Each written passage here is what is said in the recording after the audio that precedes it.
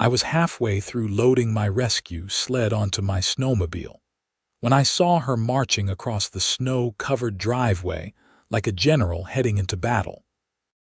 Patricia Emerson, my neighbor from Pine Ridge Estates HOA, wore a puffy purple coat that made her look like an aggressive grape, and her face matched the color. "Peter Ellison, you need to shut that machine off right now," she bellowed over the engine noise. I killed the motor and pulled off my helmet, wondering what fresh hell awaited me this time. "What's the problem, Patricia?" I asked, even though I knew from experience that engaging with her was like poking a hornet's nest with a stick. "The problem is that monstrosity." She pointed at my snowmobile like it had personally insulted her. "You've been roaring through our peaceful neighborhood at all hours, disturbing everyone's peace and quiet. I've received 17 complaints in the past month alone." I took a deep breath, reminding myself that I needed to stay calm. "Patricia, I've explained this before. I'm on the emergency response team for Summit County Search and Rescue. When someone's lost or injured in the backcountry, I get called out. Lives depend on it." "I don't care if you're rescuing the president himself," she snapped. "Our community bylaws clearly state that recreational vehicles are not to be operated within the development except during reasonable hours. That means between 9 a.m. and 6 p.m. on weekdays and 10 a.m. to 5 p.m. on weekends. This isn't recreational. It's emergency response work. Emergency or not, the rules apply to everyone. We maintain property values here in Pine Ridge Estates, and part of that means enforcing our noise ordinances." She pulled out a folded piece of paper from her pocket and waved it at me. "Consider this your official written warning. If I catch you operating that machine outside of permitted hours again, you'll be fined $500 per violation." I stared at her, genuinely shocked. "You're telling me that if someone's dying on the mountain at midnight, I can't respond because of an HOA bylaw? What I'm telling you is that you need to find alternative transportation or move somewhere else. We have standards here." She thrust the paper into my hand and turned on her heel, marching back toward her pristine house with its perfectly symmetrical wreaths on every window. I looked down at the notice, printed on official Pine Ridge Estates letterhead. My phone buzzed in my pocket. It was dispatch. "Ellison, we've got a situation developing near Breckenridge Pass. 2 hikers overdue, storm moving in fast. Can you mobilize?" I glanced at Patricia's retreating form, then at my snowmobile. "On my way," I said, stuffing the HOA notice into my jacket pocket. Some things were more important than neighborhood politics. 20 minutes later, I was racing up the mountain road toward the trailhead, my snowmobile cutting through fresh powder as the sun began to set behind the peaks. The radio crackled with updates from base camp. The missing hikers were a couple from Denver, experienced but caught off guard by the sudden weather change that characterized Colorado winters.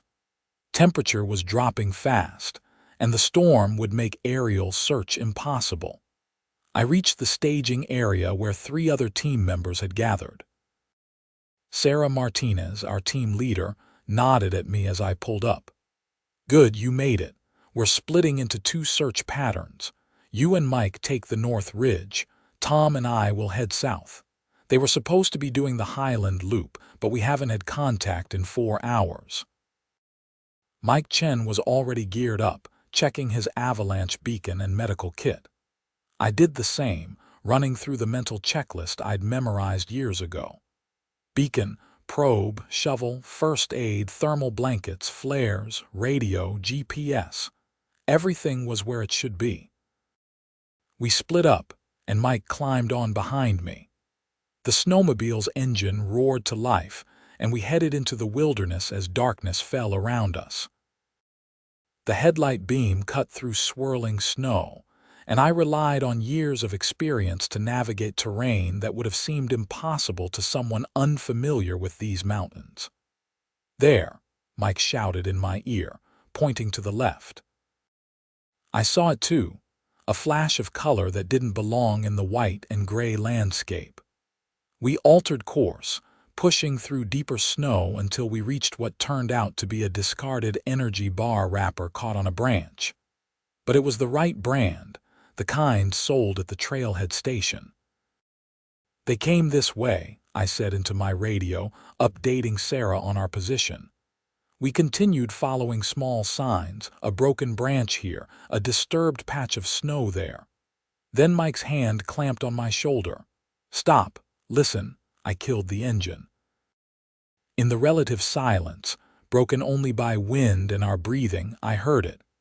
A faint whistle, 3 short bursts, the universal distress signal. We found them huddled behind a rock formation, hypothermic and exhausted but alive. The man had twisted his ankle badly, and the woman was in the early stages of frostbite on her fingers. Mike and I worked quickly, getting them into thermal blankets, administering hot packs, checking vitals. "We thought no one would find us," the woman said through chattering teeth. "We tried to call, but no signal." "You did the right thing, staying put and using the whistle," Mike assured her while I radioed our position to Sarah and called for the Snow Cat evacuation vehicle. It took another 2 hours to get them safely down the mountain and transferred to the ambulance waiting at the base. By the time I got back to Pine Ridge Estates, it was nearly 11 p.m.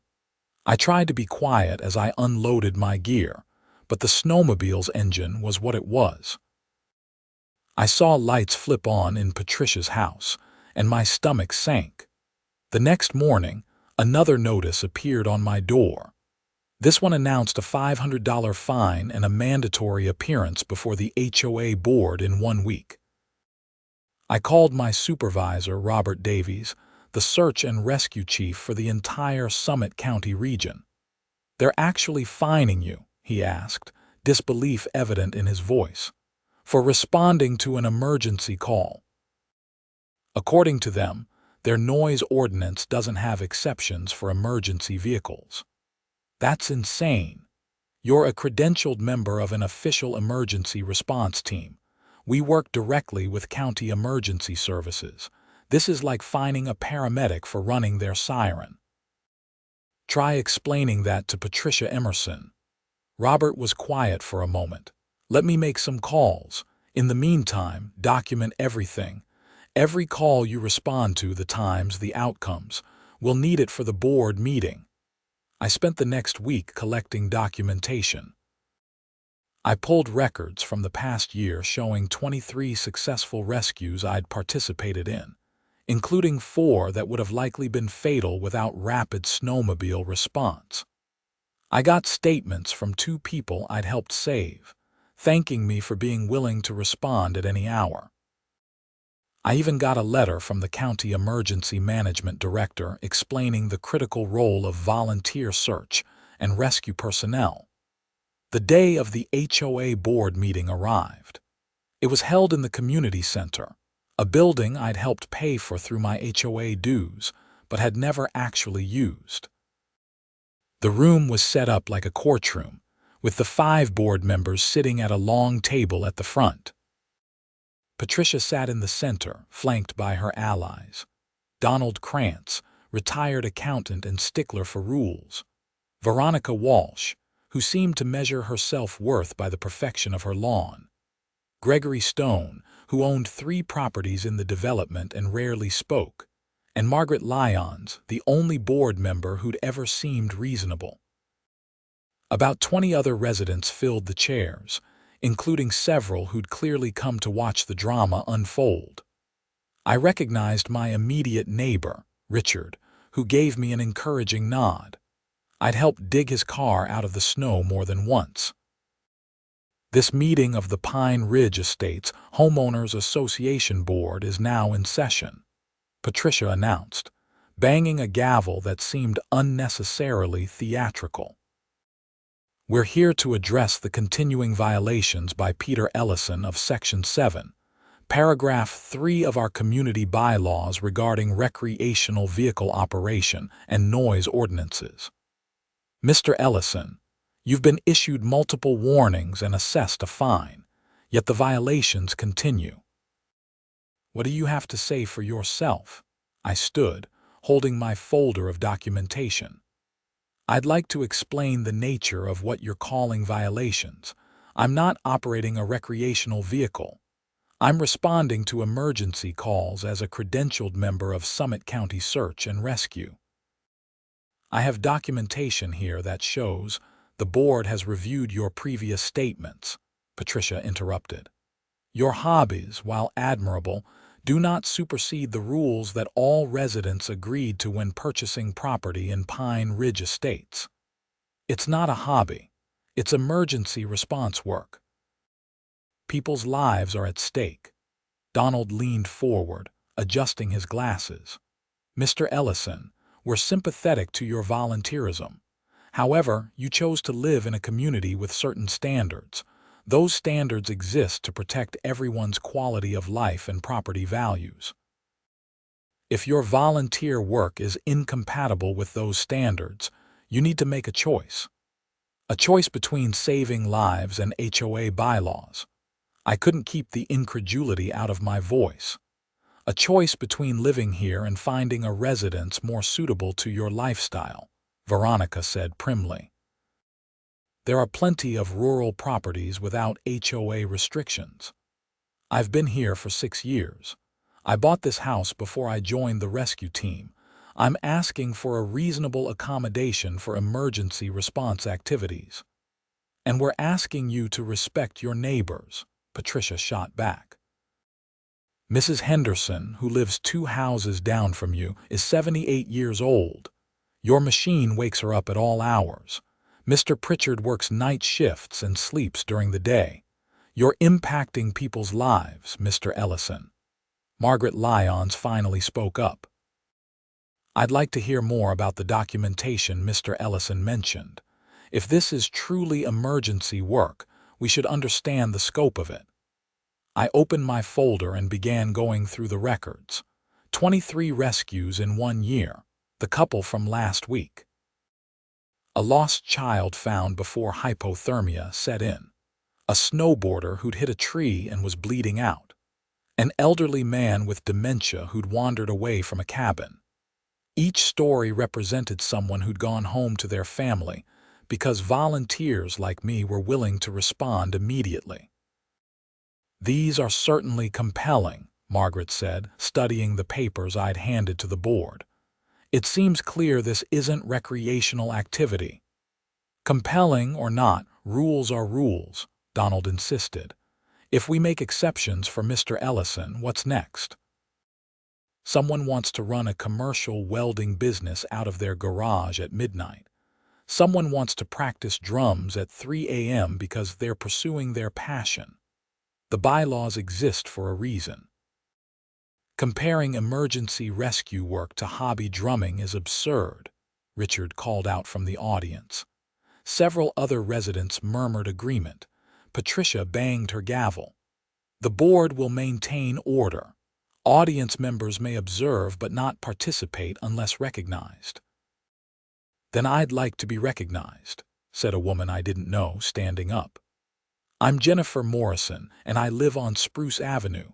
I want to say that I sleep more soundly knowing there are people like Peter willing to help if something goes wrong. My son is an avid backcountry skier, and it's only a matter of time before he needs help out there. When he does, I want someone to be able to respond immediately, HOA rules or not. Another resident stood. I'm Mark Chen.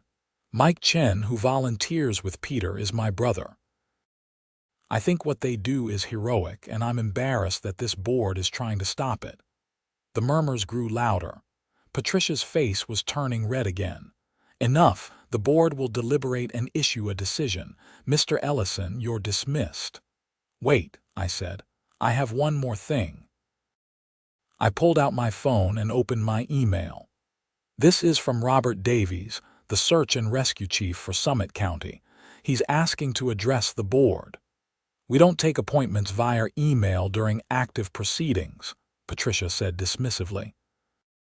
Actually, I'm already here, a voice said from the doorway. Robert walked in, wearing his official search and rescue jacket with the county seal. He was an imposing figure, 6'4", with the weathered face of someone who'd spent decades in the mountains. I was hoping to speak with you all about the critical importance of rapid response capabilities in emergency situations. Patricia looked flustered. This is highly irregular. So is threatening to fine an emergency responder for doing his job, Robert said mildly, but there was steel in his voice. May I? He gestured to the front of the room. The board members exchanged glances and Margaret nodded. I think we should hear him out. Robert stood beside me, and suddenly I felt less alone. Ladies and gentlemen, Peter Ellison is one of 12 credentialed volunteer responders in Summit County who have both the training and equipment to conduct winter mountain rescue operations. When we get a call, response time is critical. In hypothermic conditions, every minute counts. The difference between a successful rescue and a recovery operation is often measured in hours, sometimes minutes. He pulled out his own documentation, spreading photos on the table before the board. These are some of the people Peter has helped save. This little girl was lost in a whiteout. This man fell through ice. This couple was caught in an avalanche. Every single one of them survived because we had responders who could mobilize immediately, regardless of the time of day. We understand the importance of the work, Donald said, though he looked uncomfortable. But we have a community to manage. There are legitimate concerns about noise, about property values, about quality of life. And there are legitimate concerns about being able to respond to emergencies, Robert countered. Mr. Ellison operates his snowmobile for approximately 20 minutes total during a typical call-out, traveling from his residence to the staging area. Most calls happen during daylight or evening hours. The middle-of-the-night emergencies are rare but critical. You're talking about penalizing someone for roughly 400 minutes per year of noise, most of which occurs during normal hours anyway. 400 minutes or 4,000, the bylaws are clear, Patricia insisted. Robert turned to look at her directly. Madam, with respect, your bylaws need to account for reality. Emergency response vehicles are typically exempt from noise ordinances in every jurisdiction I'm aware of. Police cars, ambulances, fire trucks, they all operate at any hour because emergencies don't follow schedules. Peter's snowmobile serves the exact same function. But he's not official emergency services, Veronica argued. He's a volunteer. He's a credentialed member of an official emergency response organization that operates under county authority. We work directly with the Sheriff's Department, with Colorado Parks and Wildlife, with Flight for Life. When Peter responds to a call, he's functioning as an extension of county emergency services. Fining him for that is like fining a volunteer firefighter for responding to a house fire. The board members shifted uncomfortably. I could see the calculation happening in their minds, the weighing of their petty power against the very real implications of what Robert was saying. I'd like to propose a compromise, Margaret said. What if we amend the bylaws to include an exception for credentialed emergency response activities? We could require documentation proving official status, annual renewal, that sort of thing. That way we're not opening the floodgates to anyone claiming an emergency, but we're also not interfering with legitimate life-saving work. The bylaws can't be amended without a vote of the full membership, Donald pointed out. Then let's hold a vote, Margaret said. Put it to the community. Let the residents decide whether they want to support emergency response activities or maintain a strict noise ordinance with no exceptions. Patricia looked like she'd bitten into a lemon. The board will take this under advisement. In the meantime, Mr. Ellison, you're still subject to the existing bylaws and any violations will continue to be fined. Actually, Robert said, pulling out another document, I've been in contact with the county attorney's office. They've advised me that attempting to prevent or penalize emergency response activities could potentially be construed as interference with emergency services, which is a misdemeanor in Colorado. Additionally, if someone dies or is seriously injured because a response was delayed due to HOA interference, there could be civil liability issues. The room went very quiet. Gregory Stone, who'd been silent throughout the meeting, finally spoke. I move that we immediately suspend any fines related to Mr. Ellison's emergency response activities, pending a full review and community vote on a bylaw amendment. I second, Margaret said quickly. All in favor? Gregory asked, looking at his fellow board members. Margaret and Gregory raised their hands. After a long pause, Donald reluctantly raised his as well. Veronica looked to Patricia, who sat frozen, her mouth pressed into a thin line. Motion carries 3-2, Gregory announced. Mr. Ellison, your fine is suspended, and you may continue your emergency response activities without penalty while we work on a proper bylaw revision. Robert nodded. I appreciate the board's reasonableness. I'd be happy to work with you on language for the amendment that addresses both community concerns and emergency response needs. As the meeting broke up, several residents came up to shake my hand or pat me on the shoulder.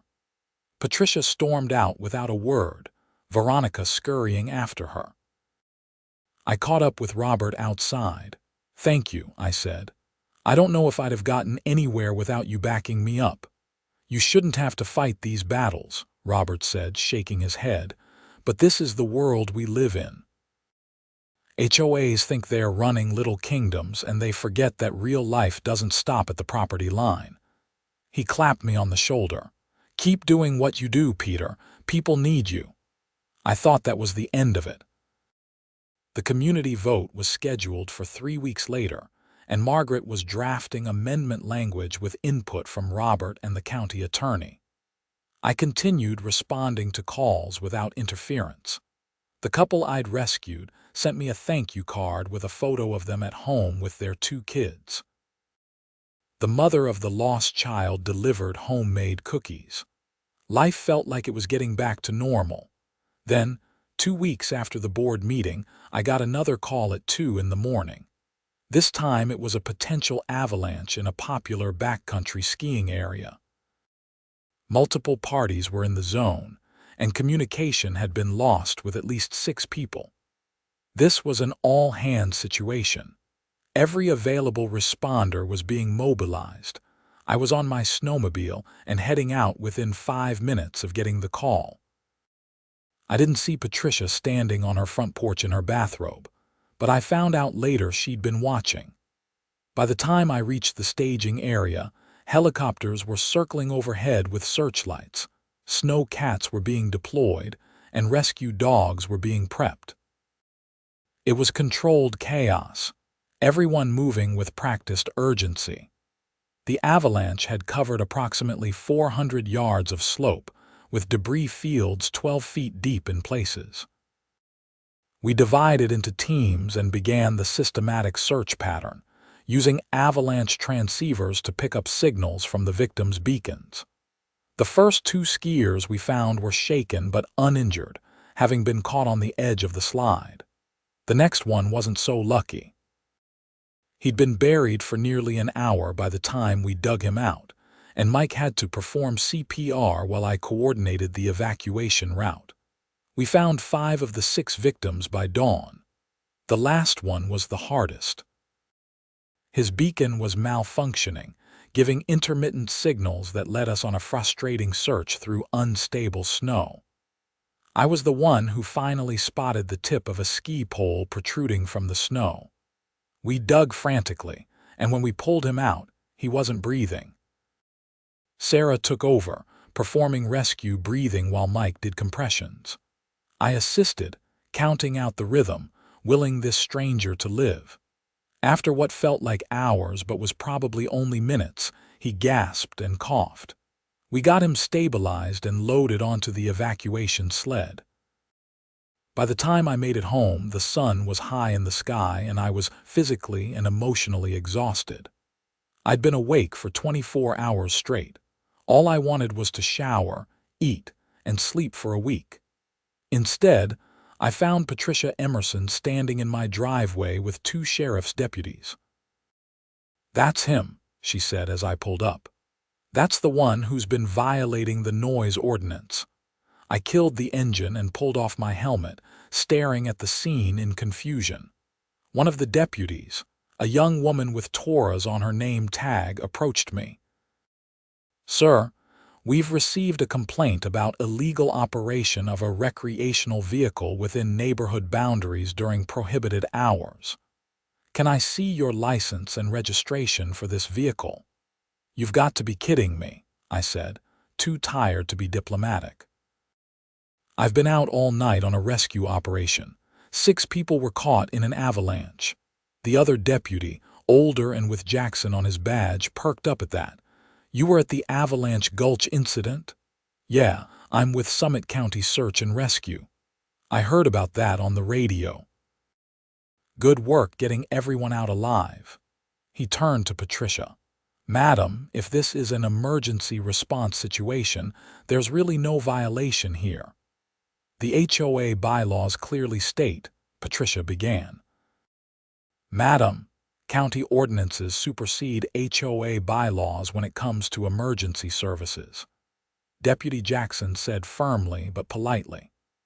"If this gentleman is a credentialed emergency responder, he's within his rights to operate his vehicle at any time in the course of his duties." "But the board hasn't officially amended the bylaws yet," Patricia protested. "The vote hasn't happened."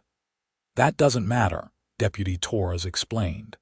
"State and county law takes precedence over private HOA regulations. We can't enforce HOA rules that conflict with emergency response operations." Patricia's face went through several shades of red. "This is outrageous. I demand that you cite him for the noise violations, for the disturbance, for operating that machine at 2 in the morning and waking up the entire neighborhood." "Madam, we've explained the situation," Deputy Jackson said, his patience clearly wearing thin. "If you continue to interfere with emergency response activities or file false complaints, you could be charged with misuse of emergency services. I suggest you take this up with your HOA board, but we're not issuing any citations here today. False complaints, I'll have your badge numbers. I'll speak to your supervisor. I know the mayor personally." "Feel free to do so," Deputy Torres said, handing Patricia a card. "Here's the number for our department. You can file a formal complaint, but I'm confident our response was appropriate." The deputies left, and Patricia turned her fury on me. "You think you've won, but this isn't over. When the community vote happens, I'll make sure everyone understands what you're really doing. You're using this so-called emergency response work as an excuse to disturb the peace, to flout the rules, to act like you're above the community standards we all agreed to." "Patricia, 6 people almost died last night. One of them stopped breathing. We brought him back. That's what I was doing while you were so concerned about your beauty sleep. Don't you dare condescend to me," she hissed. "I've been managing this community for 8 years. I've kept property values high, maintained standards, dealt with problem residents. And then you move in and think you can do whatever you want because you play hero on the weekends. I don't play hero. I try to help people who need it. And I'm sorry if that occasionally inconveniences you, but I'm not going to stop doing it. We'll see about that." She stalked away, and I finally made it into my house. Over the next week, Patricia launched a campaign. She put flyers in everyone's mailboxes describing the ongoing noise violations and painting me as someone who thought the rules didn't apply to him. She sent emails to the entire neighborhood, describing me as a problem resident who was damaging community harmony. She even posted in the Pine Ridge Estates Facebook group, claiming I was operating a dangerous, loud machine at all hours and that the board was being intimidated by outside pressure into allowing it. But something unexpected happened. People fought back. Jennifer Morrison, the woman whose son was a backcountry skier, posted a long response talking about the importance of search and rescue services. Mark Chen shared his brother Mike's first-hand accounts of rescues. Richard, my neighbor, posted a video of me helping dig out his car and several others after a major snowstorm, noting that I'd never asked for anything in return.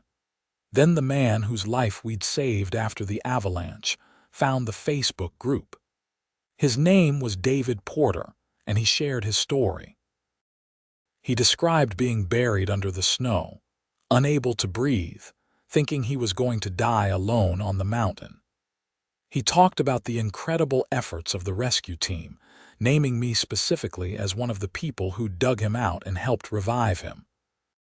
He posted a photo of himself in the hospital with his wife and 2 young daughters, alive because volunteers had been willing to respond in the middle of the night. "I don't live in Pine Ridge Estates," David wrote, "but if I did, I'd be honored to have Peter Ellison as my neighbor." The minor inconvenience of occasionally hearing a snowmobile is a small price to pay for living in a community where people care enough about others to sacrifice their own comfort and safety. If you vote against him, you're voting against basic human decency. The post went viral within the local community. Local news picked it up. Suddenly, reporters were calling me, asking for interviews. I declined most of them, but Robert didn't. He went on the evening news and explained the critical role of volunteer search and rescue, the rapid response capabilities needed, and the absurdity of an HOA trying to prevent emergency response activities. Patricia doubled down.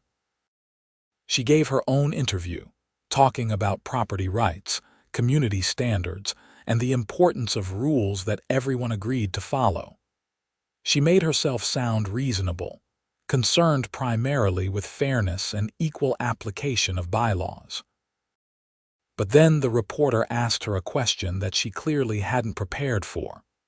"Miss Emerson, if someone in your family was lost or injured in the backcountry, would you want rescue teams to respond immediately, regardless of noise concerns?" She hesitated just a moment too long. "Of course, but that's a different situation. Emergency services can respond from their designated stations. They don't need to operate from within residential neighborhoods." But Mr. Ellison's rapid response capability comes from his ability to mobilize immediately from his home. The search and rescue chief stated that even a 15-minute delay in some situations can mean the difference between life and death. "Are you saying that property values are more important than saving lives?" "I'm saying that we have a community to manage, and rules exist for everyone's benefit." Mr. Ellison could choose to live elsewhere if his activities are incompatible with HOA restrictions. The interview did not paint her in a favorable light. The online comments were brutal. People called her heartless, power-hungry, and worse. The story made regional news, then got picked up by a national outlet that loved stories about HOA overreach. Suddenly, Pine Ridge Estates was famous for all the wrong reasons. The day of the community vote arrived. The meeting was held at the local high school gymnasium because the community center was far too small for the crowd that showed up. Over 200 residents attended, along with local media, curious onlookers, and several members of various search and rescue organizations showing support. Robert was there, along with Mike Chen and Sarah Martinez. David Porter came, still moving carefully as he recovered from his injuries. Jennifer Morrison brought her backcountry skier son, even Mrs. Henderson. The 78-year-old Patricia had mentioned being disturbed by my snowmobile, was there. The vote required a simple majority of residents present. Patricia made her case, emphasizing community standards, property values, and equal application of rules. She was articulate and organized, laying out her argument in logical steps. Several residents who supported her position spoke as well, talking about being woken up by snowmobile noise, about the principle of rules mattering, about not wanting to set a precedent for exceptions. Then it was my turn. I walked to the front of the gymnasium, suddenly aware of how exhausted I looked after another rescue operation the previous night. I hadn't prepared a speech. I'd barely slept. I just told the truth. I moved to Pine Ridge Estates 6 years ago because it was beautiful, close to the mountains, and seemed like a good community. A year later, I joined Summit County Search and Rescue because I wanted to give back, to use my skills to help people. I've trained hundreds of hours in wilderness medicine, technical rescue, avalanche safety, and emergency response. I've invested thousands of dollars in equipment. I've sacrificed holidays, birthdays, and sleep to respond when someone needs help. I don't do this for glory or recognition. Most people I rescue never know my name. I do it because it matters. Because when someone is dying on a mountain, they don't care what time it is or whether their rescue disturbs anyone's sleep. They just want to survive, to get back to their families, to have another chance at life. Patricia is right that rules matter. Communities need standards. But rules should serve people, not the other way around. When a rule prevents someone from helping a dying person, that rule needs to change. It's that simple. I'm not asking for special treatment. I'm asking for common sense. The proposed bylaw amendment would allow credentialed emergency responders to operate during emergency responses, with proper documentation and oversight. It wouldn't open the floodgates to abuse. It would simply acknowledge that emergencies don't follow schedules and that saving lives takes precedence over noise concerns. If you vote against this amendment, I'll abide by your decision. I'll find a place to live where my work doesn't conflict with HOA rules. But I want you to understand what that means. It means slower response times. It means I can't mobilize as quickly. It means that someday, someone might die who wouldn't have if I'd been able to respond immediately. I hope you can live with that decision because I'm not sure I could. I sat down. The room was quiet for a long moment. Then Mrs. Henderson stood up, leaning on her walker. "I'd like to say something," she announced in a surprisingly strong voice. "Patricia mentioned me in the last board meeting. It's true that Peter's snowmobile has woken me up a few times. I'm a light sleeper, and these old walls aren't soundproof. You know what else is true? Peter shovels my driveway every time it snows. He checks on me during cold snaps to make sure my heat is working. Last winter when I fell on the ice, he's the one who helped me up and made sure I got to the doctor. If him making a little noise sometimes is the price for having a neighbor who actually cares about people, I'll pay that price gladly. I vote yes on the amendment." The room erupted in applause. Patricia looked stricken. Several other residents spoke in support of the amendment. Richard talked about community meaning more than rules. Jennifer Morrison's son described his close calls in the backcountry and his gratitude for knowing rescue teams could respond quickly. David Porter spoke again, his voice breaking as he thanked everyone who'd saved his life. When the vote was called, it wasn't close.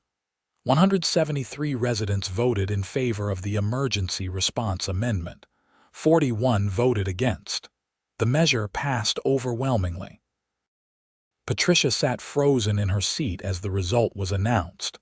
Veronica looked shocked. But Margaret Lyons was smiling, and even Gregory Stone nodded with what looked like satisfaction. The community had spoken, and it wasn't in Patricia's favor. As people filed out, many stopped to shake my hand or offer congratulations. But I couldn't shake the feeling that Patricia wouldn't let this go. I'd embarrassed her publicly, cost her a vote, and challenged her authority. People like Patricia didn't forget things like that. I was right. 2 weeks later, I received a notice of a special HOA board meeting to discuss ongoing maintenance violations at my property. I showed up to find a laundry list of alleged infractions. My grass was allegedly a 1/4 inch too long in one section. My mailbox post had a tiny rust spot. A shutter on my garage was slightly askew. The firewood I kept stacked on the side of my house was visible from the street and therefore violated aesthetic guidelines. Every single violation was petty, technical, and clearly retaliatory. The total fines added up to over $2,000. I looked at Patricia, who met my gaze without flinching. "You're joking," I said. "These are legitimate violations of our community standards," she replied calmly. "We conduct regular property inspections, and yours failed on multiple counts. You've never mentioned any of these issues before. That doesn't mean they haven't existed. We're bringing them to your attention now, and you have 30 days to remedy all violations and pay the associated fines, or we'll place a lien on your property." Margaret Lyons looked uncomfortable. "Patricia, some of these seem very minor. Are we sure we want to pursue all of them? The bylaws are clear on what constitutes violations. We apply them equally to all residents." Patricia's tone suggested the matter was closed. I took pictures of every alleged violation. The grass that was supposedly too long measured well within acceptable limits. The rust spot on my mailbox was barely visible and matched the weathering on dozens of other mailboxes in the neighborhood. The shutter had been slightly loose for years, and no one had ever mentioned it.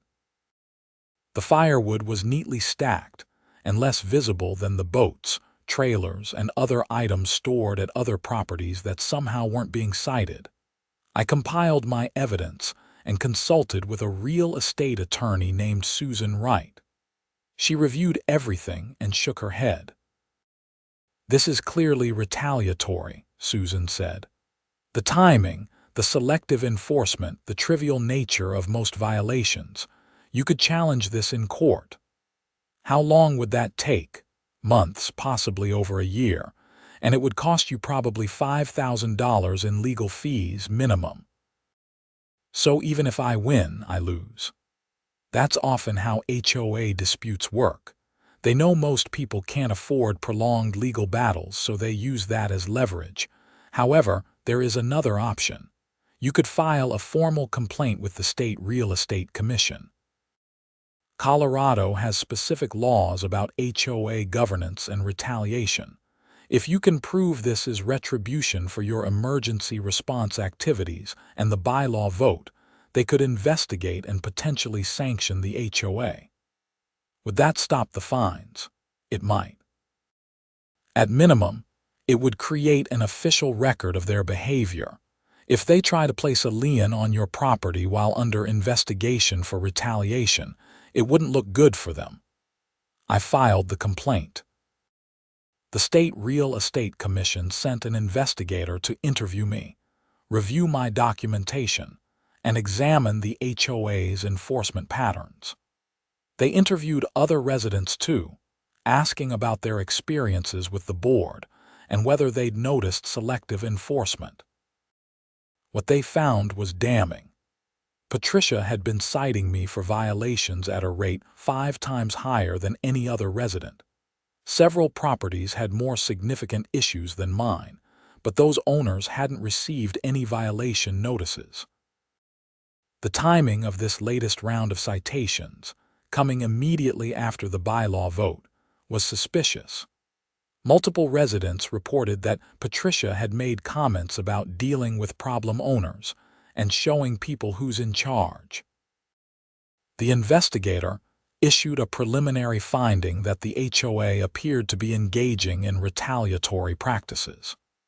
They recommended mediation and warned that, if the pattern continued, they could impose fines on the HOA itself and potentially remove board members for misconduct. Patricia's response was to double down. She called another special board meeting and proposed new restrictions. Snowmobiles and similar vehicles could only be stored in enclosed garages, not in driveways. Emergency response activities required 24-hour advance notice to the HOA except in genuine life-threatening emergencies, with the board having discretion to determine what qualified. Any resident engaged in activities that generated complaints would be required to attend monthly board meetings to provide updates. The proposals were so absurd that even Donald Krantz, Patricia's usual ally, looked uncomfortable. Margaret Lyons objected immediately. "Patricia, we can't require advance notice for emergency responses. By definition, you can't predict emergencies. We can require notification protocols," Patricia insisted. "Other organizations manage to follow proper channels. We're not a bureaucracy." "We're a homeowners association," Gregory Stone said. "These proposals go way beyond our actual authority." "I'm trying to maintain order in this community," Patricia said, her voice rising. "Ever since Peter Ellison and his supporters decided the rules don't matter, we've had nothing but chaos. Residents questioning every decision, people ignoring bylaws, media attention that's hurt our reputation. Someone needs to stand up for standards." "No one's saying standards don't matter," Margaret said carefully, "but we need to be reasonable." The community voted overwhelmingly for the emergency response amendment. We need to respect that.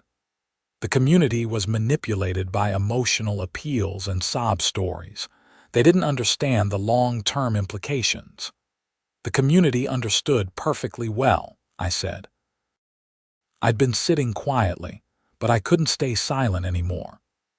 "They understood that you care more about your authority than about people's lives. They understood that you see the HOA as your personal kingdom, where everyone has to bow to your interpretation of the rules. They understood that when given a choice between supporting their neighbors and supporting your power trip, most of them chose their neighbors." Patricia's face went purple.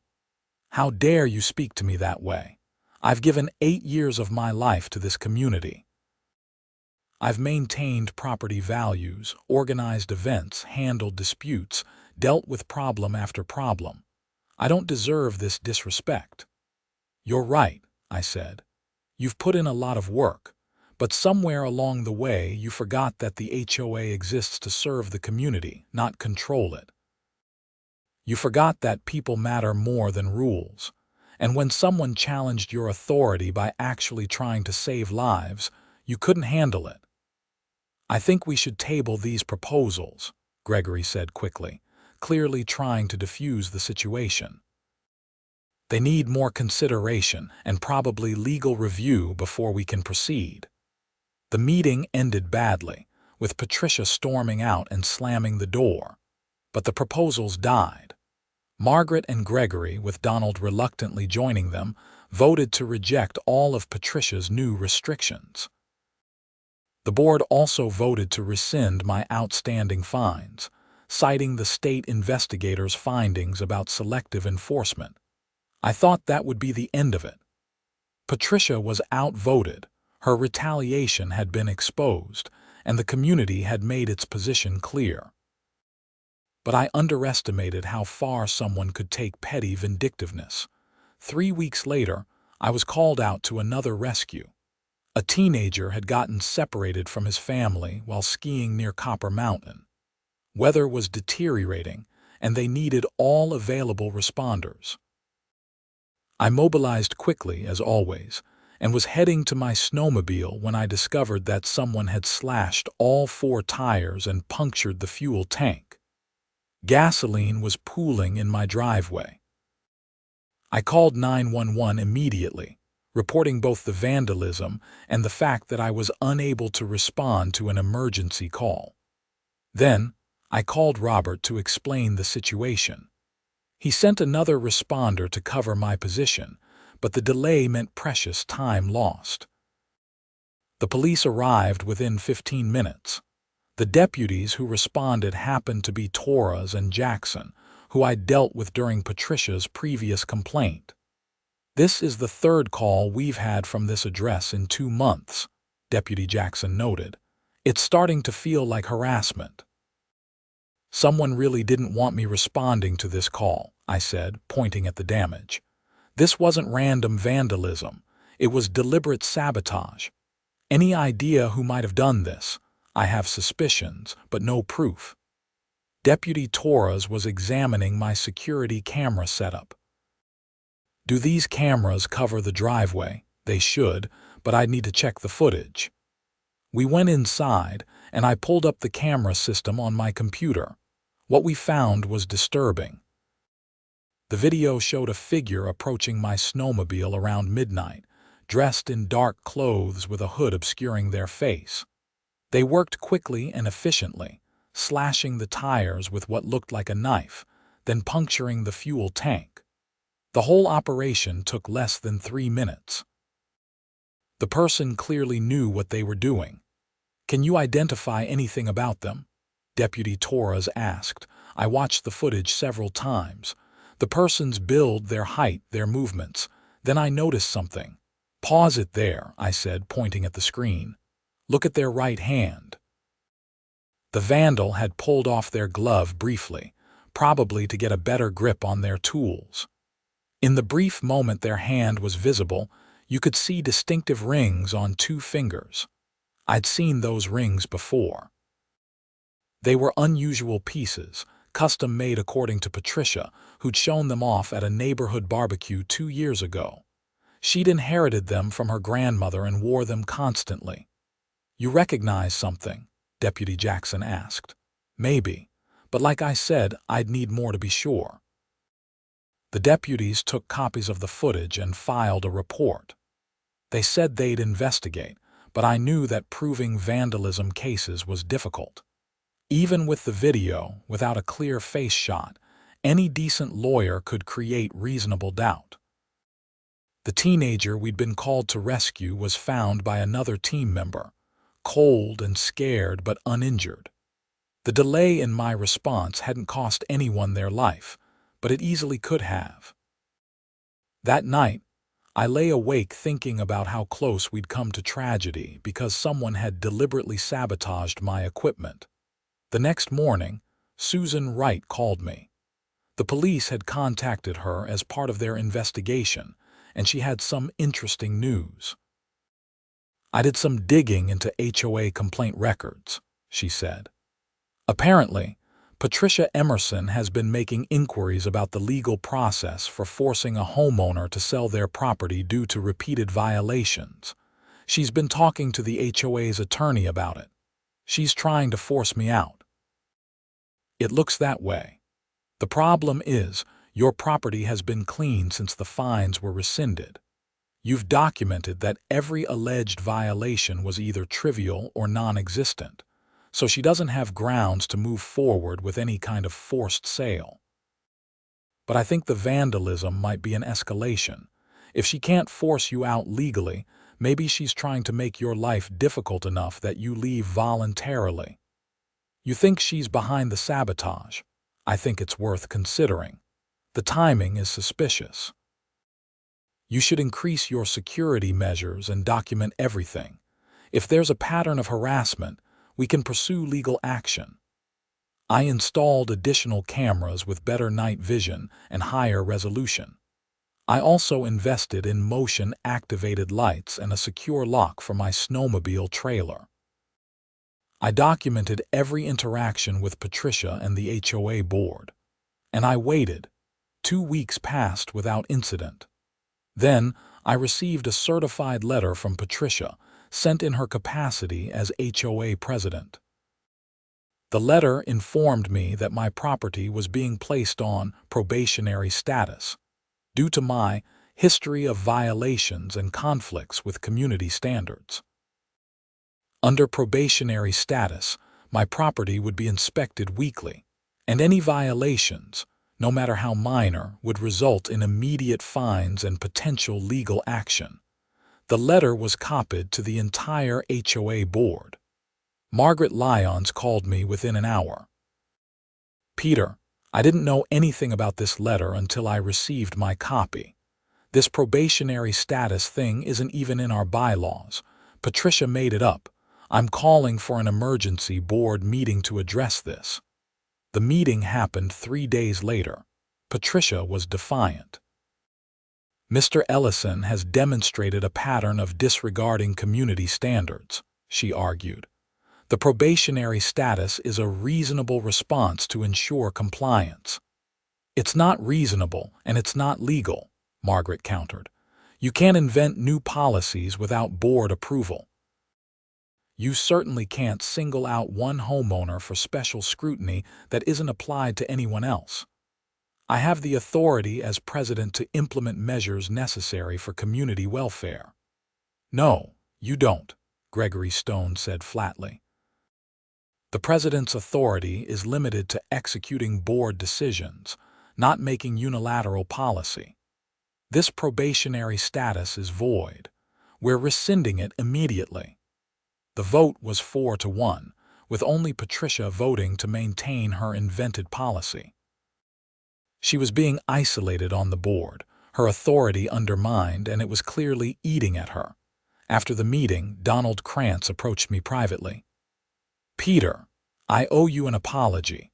I've been going along with Patricia because I believed in strict rule enforcement, but she's gone too far. This isn't about rules anymore. It's personal and it's wrong. I'm sorry I didn't see it sooner." "I appreciate that," I said. "I never wanted any of this conflict. I just want to do my job and live peacefully in my home." "I know."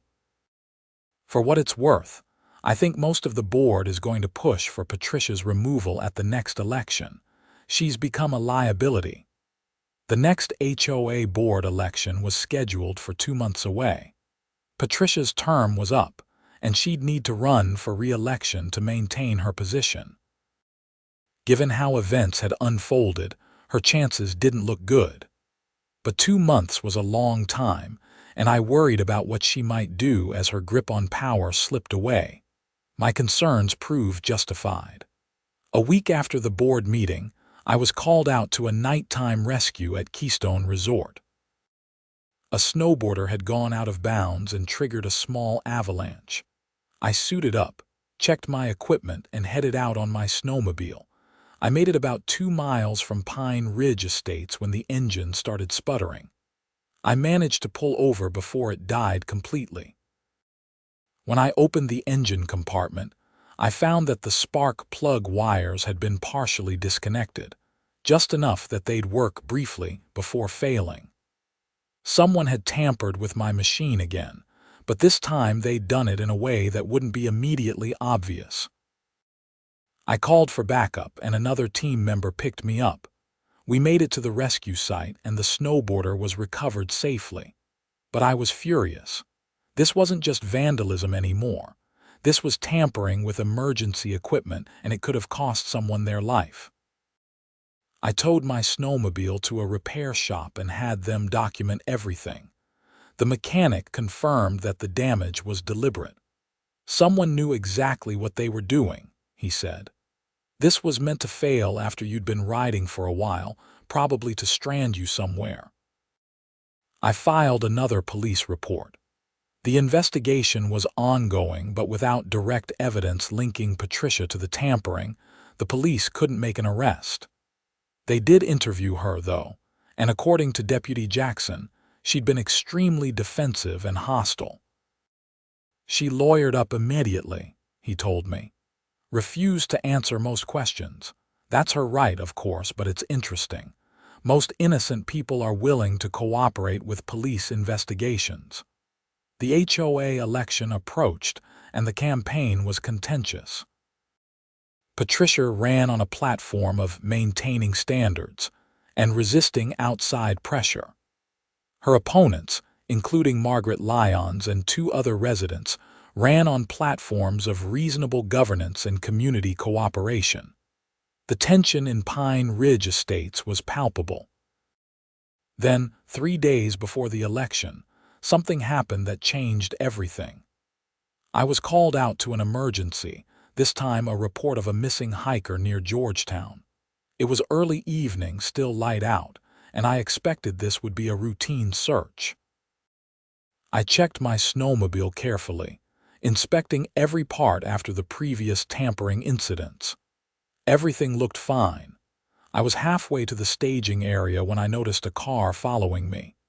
It maintained distance, but stayed consistently behind me, even when I took a less common route. I couldn't identify the driver, but the car looked like a gray sedan. Patricia drove a gray sedan. I pulled into a gas station, and the car continued past. But when I got back on the road 10 minutes later, it was behind me again. I called Deputy Jackson. "I think I'm being followed," I explained, giving him my location and the car's description. "Are you headed to an emergency call?" "Yeah, missing hiker near Georgetown. Continue to your destination. I'll have a patrol unit watch for that vehicle." I made it to the staging area without further incident. The search for the missing hiker was successful, a simple case of someone wandering off trail and getting disoriented. We found her within an hour, cold but unharmed. As I was packing up to leave, Deputy Jackson called me back. "We found the gray sedan," he said. "It was parked on a forest access road about a mile from your staging area. We ran the plates. It's registered to Patricia Emerson." "What was she doing out here?" "That's what we'd like to know.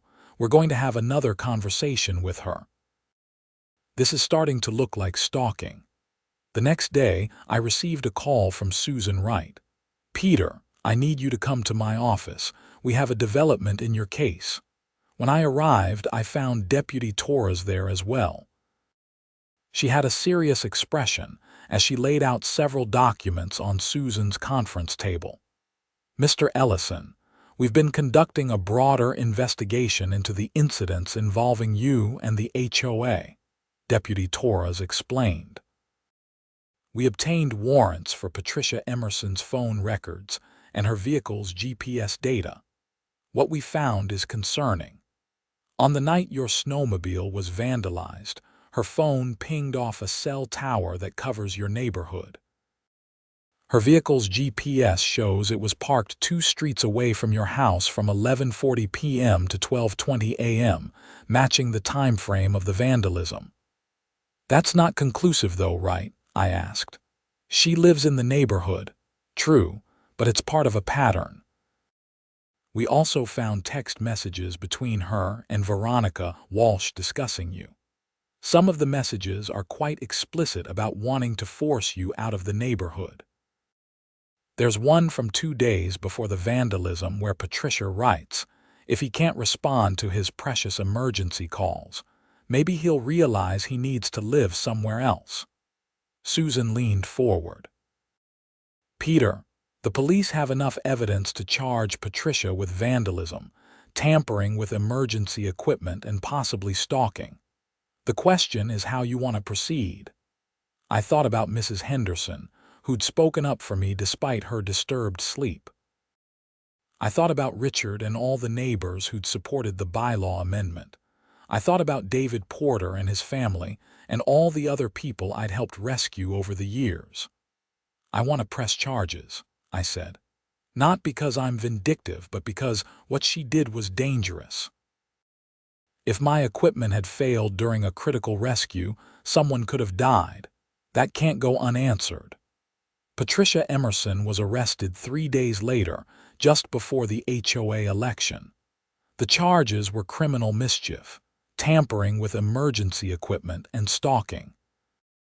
The local news covered it extensively, and the story made regional headlines again. The Pine Ridge Estates HOA was once more in the spotlight, but this time the focus was on Patricia's alleged crimes rather than my rescue work. The HOA election proceeded as scheduled. Patricia's name remained on the ballot since it was too late to remove it, but she received only 12 votes out of nearly 200 cast. Margaret Lyons won in a landslide, with Gregory Stone and 2 community-minded residents filling the other board positions. The new board's first action was to issue a formal apology to me for the harassment I'd endured, and to reaffirm the emergency response bylaw amendment. Patricia's criminal case moved through the court system. Her attorney tried to argue that the evidence was circumstantial, but the combination of GPS data, phone records, text messages, and the video footage of someone wearing her distinctive rings made a compelling case. Faced with the prospect of a trial she'd likely lose, Patricia accepted a plea deal. She pleaded guilty to reduced charges of criminal mischief and tampering with personal property. The stalking charge was dropped. Her sentence included 6 months of probation, 200 hours of community service, restitution for the damages to my snowmobile, and an order to stay away from me and my property. She was also required to resign from the HOA board, though technically she'd already lost her position in the election. The case concluded 4 months after it began. By then, winter was transitioning into spring, and my rescue calls had decreased as the backcountry became more accessible and weather improved. I'd responded to 37 emergency calls over the winter season, helping save 14 lives and assisting countless others. The new HOA board operated with a completely different approach. Margaret Lyons focused on genuine community building rather than rule enforcement. They organized neighborhood events, improved common areas, and handled disputes with mediation rather than fines. The emergency response bylaw amendment was formalized and became part of the official rules, complete with clear language about credentialed responders and reasonable accommodations for life-saving activities. Patricia moved out of Pine Ridge Estates 3 months after her conviction. She sold her house quietly and relocated to a different part of Colorado. I heard she joined another HOA board in her new community, but whether she'd learned anything from her experience remained to be seen. Mrs. Henderson baked me cookies and delivered them with a note that said, "Thank you for caring about people more than rules." Richard organized a neighborhood barbecue and invited the entire search and rescue team. David Porter and his family drove up from Denver to attend, and he gave a speech about the importance of supporting emergency responders in our communities. Robert Davies presented me with a commendation from Summit County for my service, noting that my rapid response capabilities had been crucial in several successful rescues. He also mentioned that 2 other HOAs in the county had reached out to create similar emergency response accommodations in their bylaws, using Pine Ridge Estates amendment as a template. "You did more than save lives this year," Robert told me at the barbecue. "You changed how communities think about emergency response. That's going to have ripple effects for years to come." As summer arrived and I serviced my snowmobile in preparation for the next winter season, I reflected on everything that had happened. The conflict with Patricia had been exhausting and frustrating, but it had also revealed something important about my community. When people understood what was truly at stake, when they could see past petty regulations to the human lives affected by their decisions, most of them chose compassion.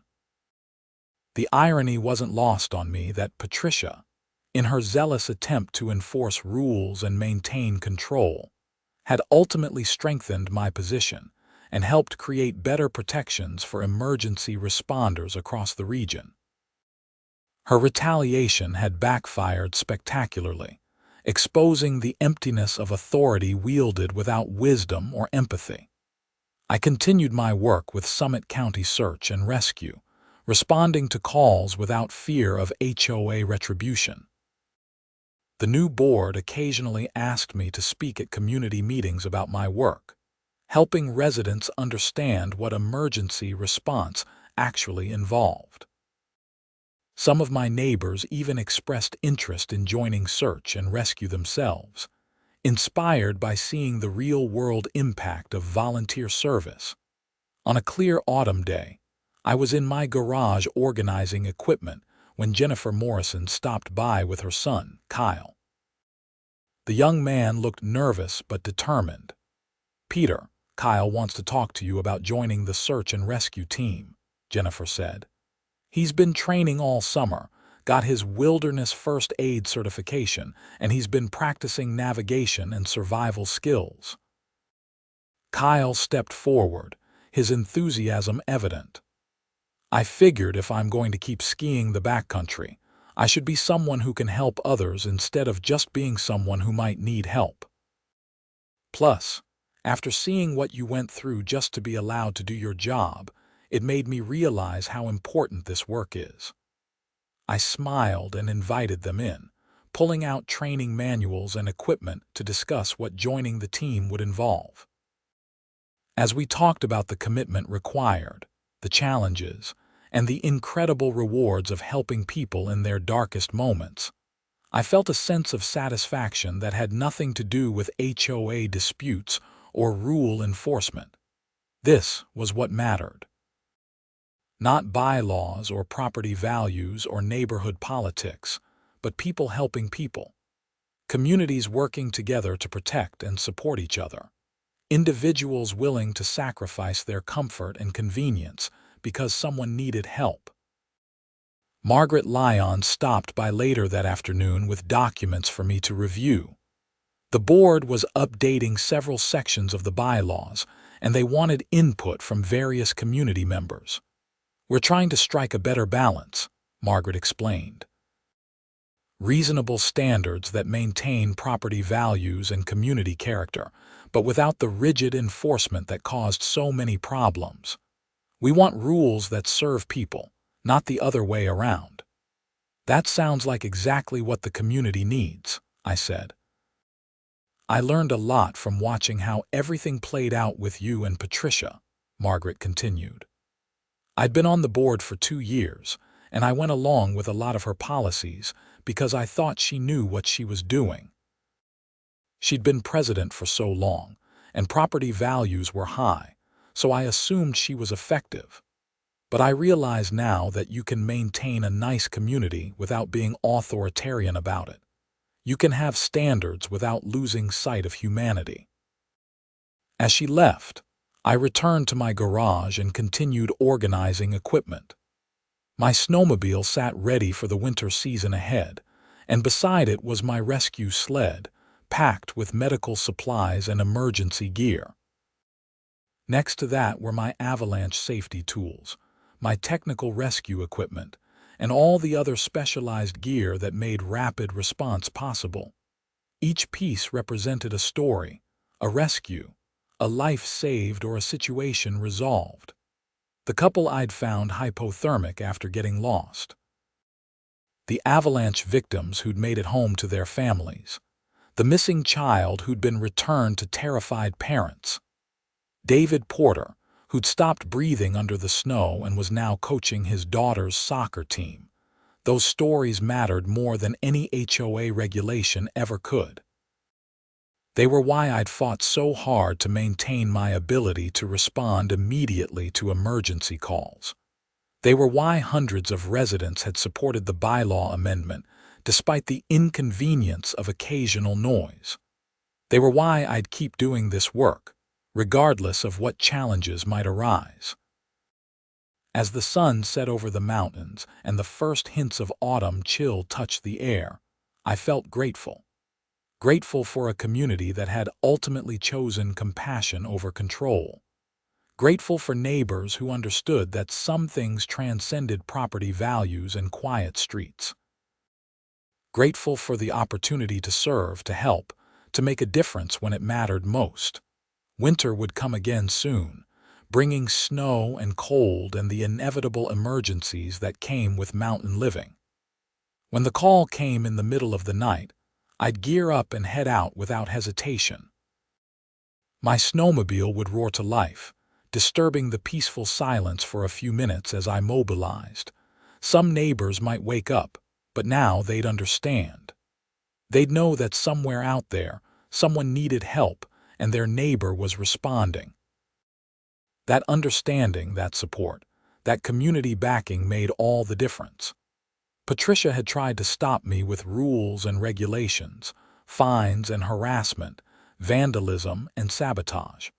But she'd failed because she'd misunderstood something fundamental about human nature. People want to help each other. They want to live in communities where lives matter more than lawns, where compassion trumps compliance, where doing the right thing is valued over doing the convenient thing. The new bylaws reflected that understanding. Emergency responders were explicitly accommodated. Reasonable enforcement replaced rigid authoritarianism. Community building was prioritized over rule enforcement. Pine Ridge Estates wasn't perfect, no place ever is, but it had learned and grown from the conflict that had consumed so much of the past year. As I closed up the garage and headed inside for the evening, I thought about all the people I'd met through this experience. Robert Davies and the entire search and rescue team, who'd stood by me when I needed support. Susan Wright, who'd helped me navigate the legal complexities. Deputies Torres and Jackson, who'd taken my complaints seriously and investigated thoroughly. Margaret Lyons and the new board members who'd chosen community over control. My neighbors who'd voted to support emergency response even when it occasionally inconvenienced them. And yes, even Patricia Emerson. Her actions had been wrong, sometimes criminal, and had caused real harm. But in a strange way, her overreach had catalyzed positive change. She'd forced the community to examine its priorities and values.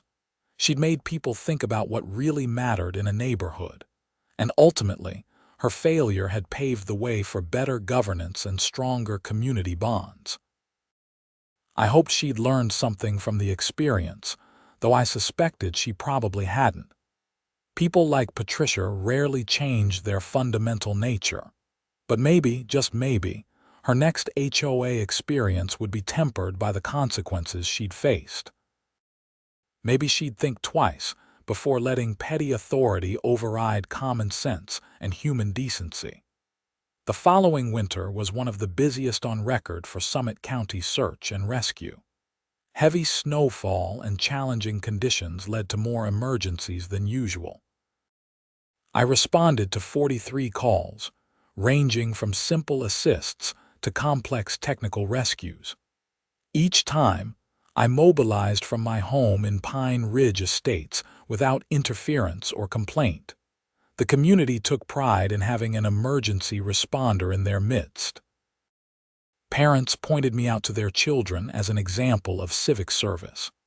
New residents were told about the bylaw amendment as part of their welcome packet, with explanations about why it existed and what it represented about community values.